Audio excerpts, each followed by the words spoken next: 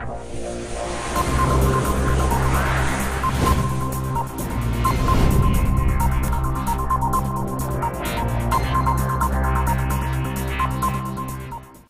individu memang tidak ada yang sama. Perbedaan individual ini pula lah yang menyebabkan perbedaan gaya belajar di kalangan peserta didik. Hal ini terkadang menjebak seorang anak dalam keadaan tersulit dalam belajar, yaitu keadaan di mana anak didik tidak dapat belajar sebagaimana mestinya. Oleh karena itu, perlu dilakukan diagnostik kesulitan belajar sebagai upaya untuk memahami jenis, karakter, dan latar belakang kesulitan-kesulitan belajar. Instrumen yang digunakan untuk menjaring informasi tentang kesulitan belajar kimia, digunakan angket, yang terdiri dari pernyataan-pernyataan tertulis sebanyak 25 item.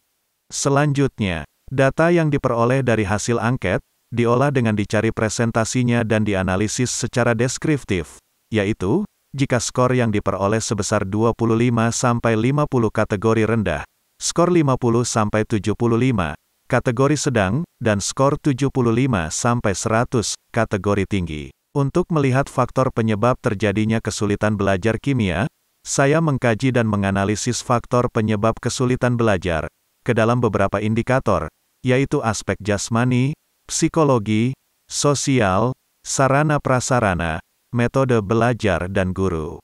Berdasarkan hasil analisis kesulitan belajar siswa, dapat dilihat pada tabel berikut.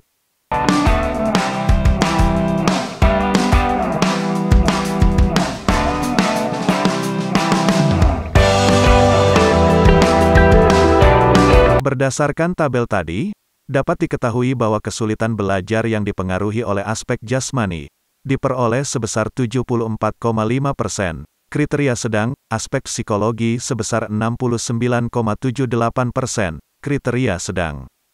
Aspek sosial sebesar 68%, kriteria sedang. Aspek sarana dan prasarana sebesar 58,75%, kriteria sedang. Aspek metode belajar sebesar 77%, kriteria tinggi, dan aspek guru sebesar 77,17, kriteria tinggi.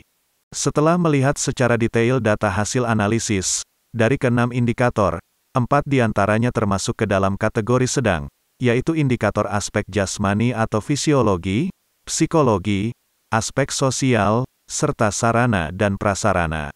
Sedangkan terdapat 2 indikator yang berada pada kategori tinggi, yaitu indikator metode belajar dan guru.